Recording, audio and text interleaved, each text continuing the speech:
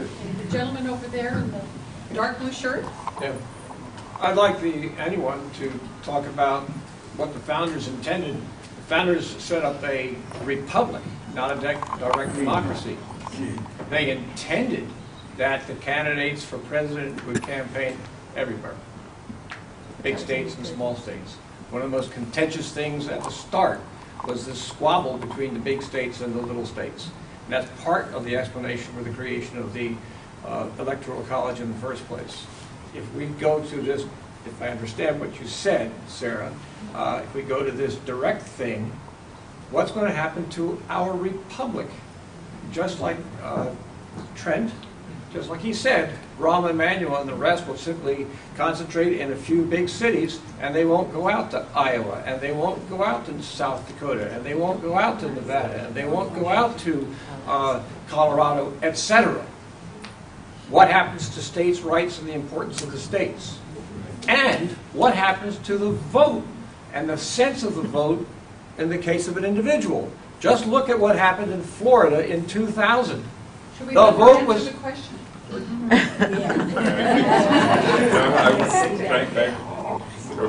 But how precious in Florida was our individual vote? Because that vote swung by only 200 or 300 people in Florida. And this electoral college system forces people to pay attention to the individual vote. And I want to know how you're going to deal with that. Yeah, the first part of that on the founder's intent is, this is one of the first things that I threw out at the start, is this is, I think, what's most fascinating about this electoral college issues, because it really gets at the core of this. Are we a republic? Are we a democracy? Is a democracy compatible with a republic? By the time we get to the 21st century, can we talk about more popular democracy in the context of the republic that the founders envisioned? I don't think the answer to that is yes, but I'm willing to then take it to the next step, saying, do I really care what the founders intended about what the election would look like? They did not intend for any popular election. They had no sense of political parties. They had no sense of mass extension of the franchise. They're trying to cobble together a system where slave states and free states could, combine, and how we were going to count some people 3/5 in this. And it was a big, messy compromise. I don't think there was any grand vision about voting, and they not necessarily were fans of this. They really probably thought that the process was going to work where caucuses in Congress would be picking a pool of people that then would, be the potential presidents. So, that I don't know what we can do with that, except how do we try to update that to the modern era? But then this is how people really look at it differently, because in updating it, do we lose the vision of federalism that some people put a lot more value on than other people? I'll pass this on. But one thing about the campaigning about this, I guess you said to comment on our core values, and I'm a small d Democrat. So what are we really afraid of in terms of having a popular, not under this process, but let's say we could imagine a process where we had popular election where you won with 50%.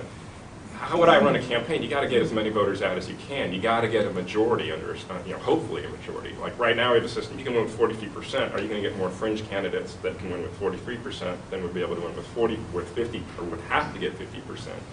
And it's, you say you campaign in the urban areas, but you campaign in Federal Way, you campaign in Bakersfield, you campaign in Plano, Texas, you campaign all over the place. And maybe a little less time in Iowa. I think Iowa's had their share. But I get, at the end of the day, are we afraid of that popular majority being more extreme than the system we have? And I guess I'm not at this point. But I'll pass that on. Well, I would say that you state a broadly held position very clearly. And it's a position that is inconsistent with the national popular vote position. And so as we go along, Todd has said it, we have to say to ourselves, how much do we value in terms of history, or a popular term today is path dependence. We've done it this way in the past. We understand this. We value it even though it may be different than other countries. I think as a society, we need to have conversations about this. And I would say, on a more personal note, that I don't dismiss states as important units in our system. I, for example, think that a form of progressive federalism may be the way to deal with things like health care and a lot of things that would say maybe there's certain things every state has to do, but different states will have ways that they conventionally do that to cover people. So I mean, I think that I think that we can both hold on to elements of federalism in terms of policy, and then let go of it in other instances. But then the national popular vote position and the one person, one vote position is different than the federalist position. And I'm not saying one is right or one is wrong. I'm just saying they are really different positions, and that's ultimately what we're grappling with as we think about making these changes, at least at the value level. I think there is a fundamental disagreement about what government is for. I think that's that's part of the bottom line. Lincoln said, and I think this is correct, he used an Old Testament metaphor and said that the Constitution is like a frame of silver around apples of gold. That is, the Constitution is a structure, and it's a structure based on principles. And the principles, Lincoln said, the apples of gold in his metaphor, were the principles in the Declaration. The idea that people have a nature, that they deserve to be free, that power corrupts, that these things are essentially constant, that we always have to deal with the good and bad sides of human nature in government. And that's why we want checks and balances. That's why we want federal. The founders didn't want these things for their own, for their own sort of glorification. Let's come up with a new system. Jefferson said, there's nothing new in the Declaration. I was just trying to cobble together the ideas that were actually true.